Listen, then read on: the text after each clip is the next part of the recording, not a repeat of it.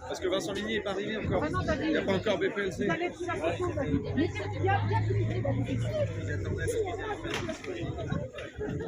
Salut.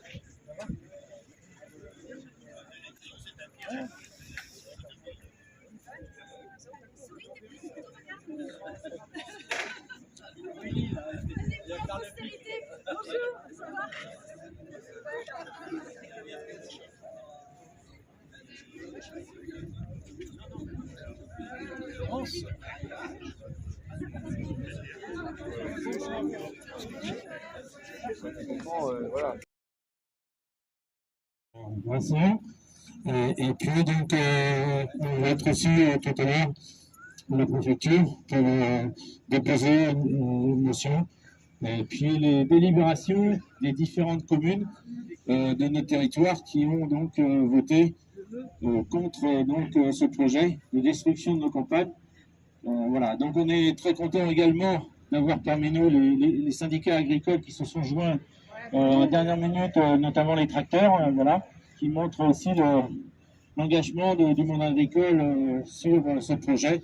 Voilà, nous ce qu'on demande, c'est qu'il y ait une amélioration effectivement du quotidien, c'est la principale demande qui est faite, sans se cacher derrière que nous sommes contre donc effectivement la ligne à grande vitesse qui va impacter, on parle de 600 hectares, mais il ne faut pas oublier les compensations agricoles et les zones humides, donc qui seraient de 400 hectares.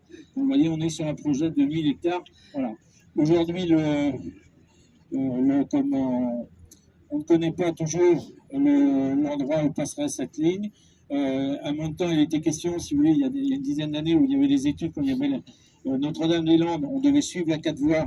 Voilà, donc les communes qui étaient déjà impactées en matière agricole sur la 4 voies Rennes-Redon seraient à nouveau impactées sur une ligne à grande vitesse. Donc aujourd'hui, on parle d'une modification un petit peu, vous savez, sur des communes comme Guignin, Lacy, Valdanas, et puis voilà, donc qui changerait un petit peu le déplacement de cette ligne, voilà.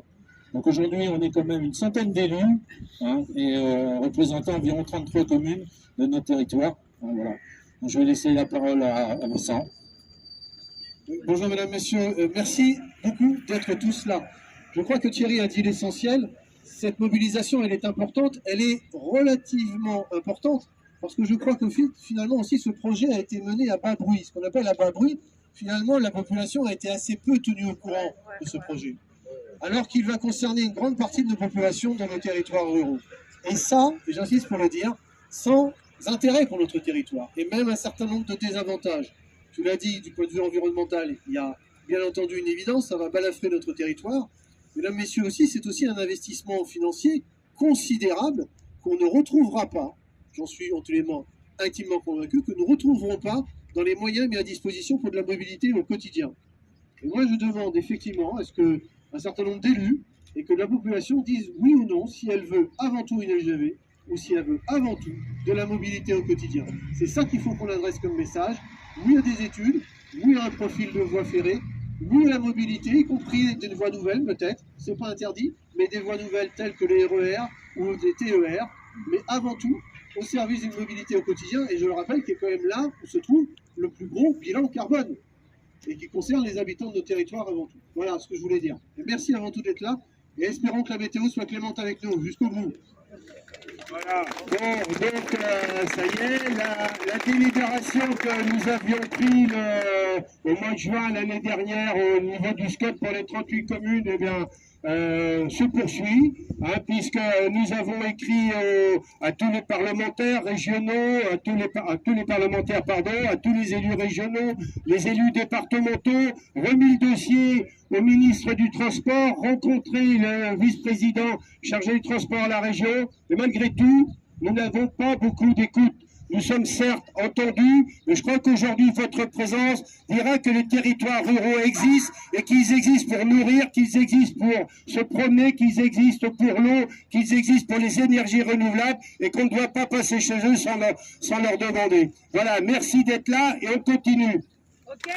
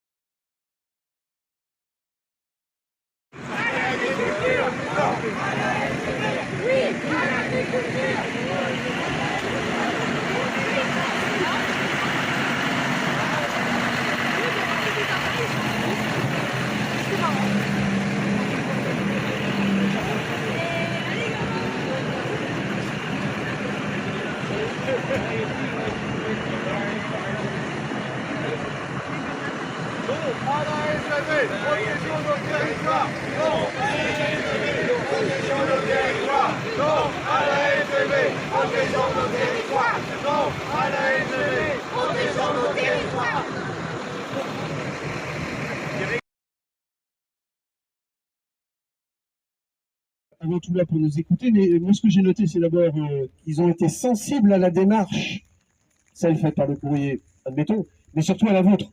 C'est-à-dire que d'arriver nombreux et surtout une centaine d'élus dans cette rue, ça compte. Ça représente le territoire. C'est pas une ou deux voix qui s'expriment dans une réunion. C'est un mouvement large qui marque les esprits. Alors ça, c'est un point. Le deuxième, c'est que je crois qu'un certain nombre de points que nous avons avancés, que vous connaissez bien, la consommation foncière, la mobilité du quotidien, la gabegie financière, ont marqué des points dans celui qui nous a écoutés.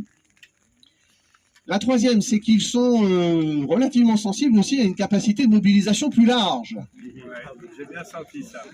Et que ça pourrait être un sujet d'observation. Donc j'aurais tendance à dire, messieurs, dames, qu'il ne faudra pas lâcher la pression, bien au-delà, au contraire. Il faudra la maintenir et l'élargir si nous voulons continuer à avoir des oreilles attentives.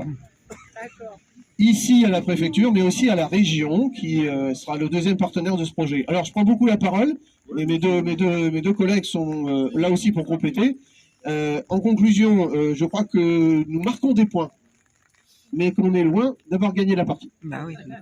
Donc continuons à marquer le terrain, continuons à marquer des points, continuons à mobiliser et de montrer que c'est pas une affaire de quelques-uns, mais que c'est bel et bien l'ensemble du territoire qui veut des choses, qui n'est pas contre tout, mais qui veut des choses. Nous sommes contre une LGV et nous voulons de la mobilité au quotidien et une protection de nos territoires et de l'agriculture sur nos territoires. Voilà ce que je pouvais vous dire.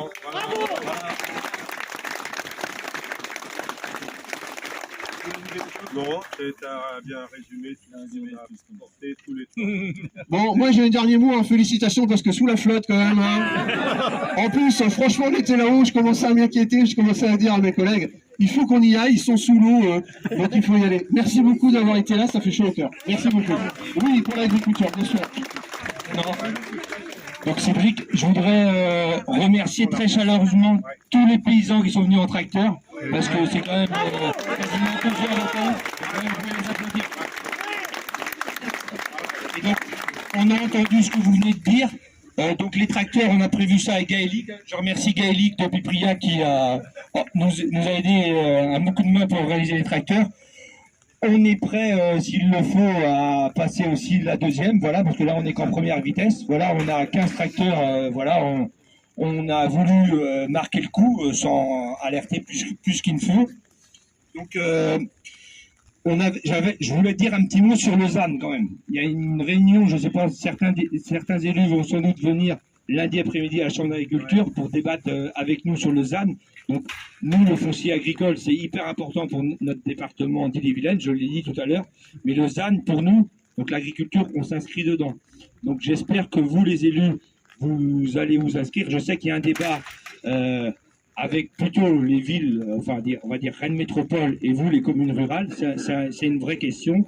Et ça, il faudra arbitrer les choses intelligemment.